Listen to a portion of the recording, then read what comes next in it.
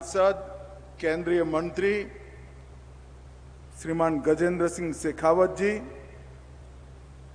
Justice Sandeep Mehta जी, justice विजय बिश्नोई जी, श्री के बिश्नोई, मंत्री राजस्थान सरकार, श्री जोगाराम पटेल, मंत्री राजस्थान सरकार, अविनाश गहलोत, मंत्री राजस्थान सरकार, श्री मोतीलाल बोहरा जी, श्री विजेंद्र चौधरी जी, श्री अनिल बोहरा जी, श्री राजेश बोहरा जी, और आज जोधपुर में जिनको मिलने के लिए मैं दिल्ली से आया हूं, ऐसी 85 साल की युवा समाज सेवी सुशीला जी को मैं दो हाथ जोड़कर प्रणाम करता हूं।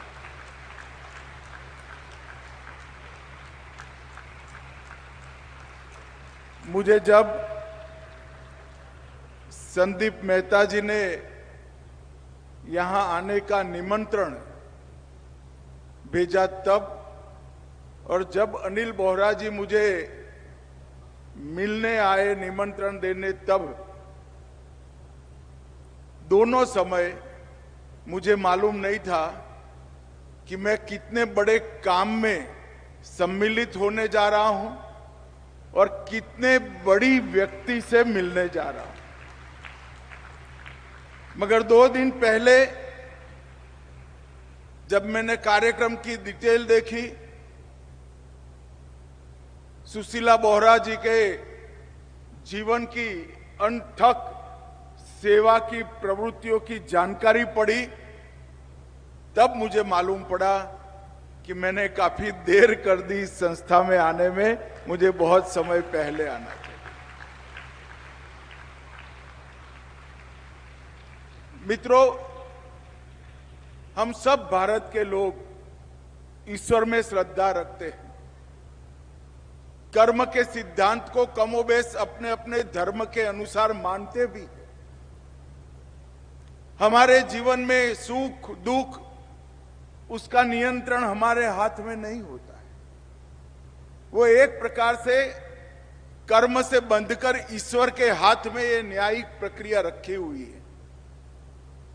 मगर मैंने देखा है, व्यक्तिगत जीवन में जब दुख किसी पर अकल्पनीय तरीके से टूट पड़ता है, तब जीवन में निराशा, हताशा और कई बार बदले की भावना भी समग्र विश्व को देखने का अलग दृष्टिकोण खड़ा हो जाता है। मगर जिनके शरीर में दिव्य पुंज रहता है, एक दिव्य आत्मा रहती है, ईश्वर जब उन पर दुख देता है तो वो दुख को अकल्पनीय ऊर्जा में बदलकर अनेक दुखियों के जीवन में दुख दूर करने का आधार बनते हैं। और सुशीला जी की उपस्थिति में कहना बहुत संकोच हो रहा है, परंतु उनका जिस तरह का कर्तव्य भाव है, जिस तरह का जीवन कवन है, मुझे जरूर बताना चाहिए। सुशीला जी ने युवा अवस्था में ही पति खोने के बाद जो दारुण दुख उन पर ईश्वर ने थोपा, उस दुख से एक ज्योत जलाकर लाखों दुखियारों के जीवन में उजियारा भरने का काम किया है। कई लोग सोचेंगे कि उनके इतने लंबे 60 साल के सेवा के जीवन में कितने बच्चों का जीवन उन्होंने उजागर किया, कितने लोगों के जीवन में प्रेरणा दी, कितने लोगों को सहारा दिया। बात यहां से नहीं अटकती है। जब एक व्यक्ति अपने जीवन को सेवा कार्य में जोड़ता है और विशेषकर दिव्यांगों के सेवा कार्य में जोड़ता है, तब वो जीवन अनेक जीव को प्रेरित भी करता है और बहुत सारे लोगों को एक काम के साथ जोड़ता है। अब मैं देखता हूं दोनों मोतीलाल जी और विजेंद्र चौधरी जी यहां बैठे हैं। वो दोनों को इन पुण्य कार्य के साथ जोड़ने का काम सुशीला जी ने ही किया। 2 सर्वोच्च न्यायालय के जज यहां बैठे हैं, कई सारे चुने हुए प्रतिनिधि बैठे हैं। ये सभी के जीवन में दिव्यांगों के प्रति समभाव रखकर उनको उठाना जीवन में, और प्रभु ने उनको भी कोई न कोई विशिष्ट शक्ति जरूर दी है। वो दिव्य शक्ति को पहचान कर उसके जीवन जीना सरल बनाना, ये भाव सुशीला जी आपके जीवन कवन से हजारों लोगों के जीवन में गया है, और इससे निश्चित रूप से ये सेवा कार्य बहुत गति के साथ आगे बढ़ेगा। लगभग 15 करोड़ की लागत से 3 परियोजनाओं का यहां शिलान्यास किया गया। मोतीलाल ओसवाल ज्ञानदीप भवन महाविद्यालय, मोतीलाल ओसवाल ज्योति सदन girls hostel, HG foundation Divya ज्योति भवन बॉयज हॉस्टल। मुझे पूरा विश्वास है कि जैसा इस संस्था का ट्रैक रिकॉर्ड है, इसके हिसाब से ये तीनों भवन समय पर सुनिश्चित रूप से अपना काम पूरा कर लिया जाएगा, और उससे सैकड़ों बच्चों के जीवन में नया उजियारा लाने का काम होगा। आज मैं जरूर बात करना चाहता हूं, मेरे जन्म के पहले सुशीला जी ने सेवा कार्य शुरू किया। 5 विद्यालय, 2 महाविद्यालय, निःशुल्क शिक्षा, छात्रावास, भोजन, और कई सारे लोगों को audio books, recorded lecture, Braille printing press, screen reader, computer lab और पूर्ण सुसज्जित पुस्तकालय के माध्यम से सैकड़ों दृष्टि बाधित बालकों के जीवन में आपने ज्ञान और दृष्टि का प्रकाश निश्चित रूप से प्रसारित किया है। और कई सारे लोग सरकारी बैंकिंग, निजी क्षेत्र, अभी मेहता साहब ने कहा कि देश की सर्वोच्च अदालत में भी यहीं के विद्यार्थी ने आर्ग्यूमेंट कर कर जिरह करने का काम किया।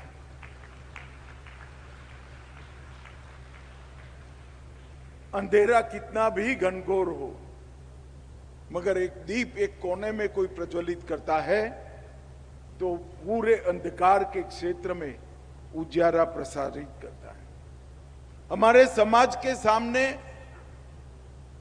चुनौतियां कोई कम नहीं है, और विशेषकर दिव्यांग नागरिक, दिव्यांग बच्चे और दिव्यांग माताओं के जीवन में जो चुनौतियां हैं, उसको दूर करने के लिए हमें अभी बहुत कुछ करना बाकी, परंतु इस प्रकार के छोटे छोटे जो प्रयोग होते हैं, समाज सेवा के प्रयोग होते हैं, व्यक्ति आधारित प्रयोग होते हैं, और उसमें कई लोग अलग अलग क्षेत्र के अपना योगदान देते हैं, तो इससे ढेर सारा परिवर्तन होता है।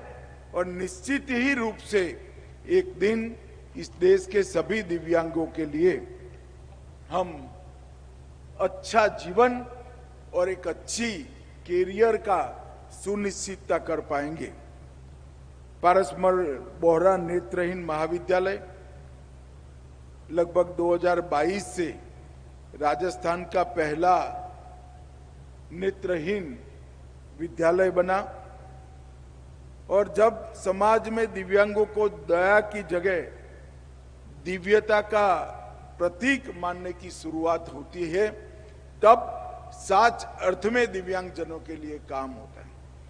मित्रों, मैं आपको जरूर बताना चाहता हूं, मोदी जी ने 2015 में पहली बार पूरे देश के लिए विकलांग की जगह दिव्यांग शब्द का प्रयोग करना शुरू किया।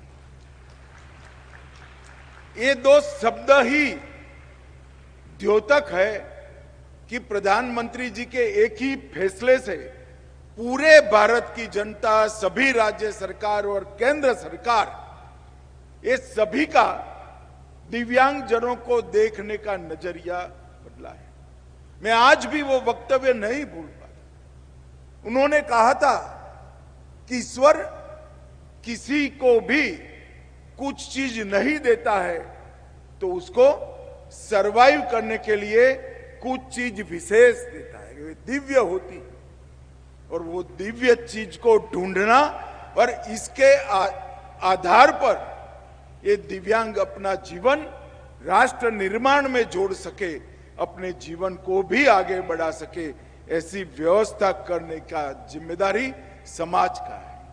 और ये दिव्यांग शब्द से ही नए आत्मसम्मान, नई पहचान और आत्मनिर्भर बनने का स्वप्न देश के सभी दिव्यांगों के अंदर प्रधानमंत्री जी ने जगाने का काम किया। मैं राजस्थान की ही बात करता हूं। मैं देवेंद्र झाझरिया को मिला था। एक खिलाड़ी, उसकी मां के गहने भी बिक जाते हैं और बाद में जब वो देश के लिए वर्ल्ड रिकॉर्ड के साथ पैरा ओलंपिक में गोल्ड मेडल जीत कर आता है, तब देश का तिरंगा एक दिव्यांग फहराता है। और नरेंद्र मोदी सरकार ने देश के सभी दिव्यांगजनों के अंदर खेलने का जो कौशल पड़ा है, वो कौशल को प्लेटफॉर्म दिया और देवेंद्र झाझरिया जैसे कई खिलाड़ी 2-2 बार गोल्ड मेडल लेकर आए। और परिणाम देखिए, विश्व में पैरालंपिक खेलों की शुरुआत 1960 में हुई। 1960 से लेकर 2012 तक जितने भी पैरालंपिक खेल हुए, इसमें भारत को केवल 8 पदक मिले थे और पिछले 3 पैरा ओलंपिक खेलों में 8 की जगह भारत 52 पदक जीतकर हमारे खिलाड़ियों को आगे बढ़ाने का। मैं बात इसलिए कहना चाहता हूं कि समाज, सरकार और स्वयंसेवी संस्थाएं तीनों मिलकर अगर दिव्यांगजनों के कल्याण के लिए काम करे तो कुछ असंभव नहीं। पैरालंपिक खेलों में 52 पदक जीतना इस बात का द्योतक है कि हमारे दिव्यांगजन सब कुछ कर सकते हैं। वो कलेक्टर बनकर देश की सेवा भी कर सकते हैं, वो डॉक्टर बनकर इलाज भी कर सकते हैं और वो अच्छे से अच्छे अपने उद्योग की शुरुआत भी कर सकते हैं। परंतु जरूरत है उसको हाथ थामने की, उसके अंदर पड़ी हुई शक्तियों को पहचानने की और उसको उचित मंच प्रदान करने की। आज सुशीला जी के नेतृत्व में पारसमल बोहरा जी के स्मरण में ये जो संस्था बनाई है, ऐसी कई संस्थाएं अगर एक साथ मिलकर एक दिशा में काम करें और सरकार भी उसकी सहायता करे तो कुछ असंभव नहीं है।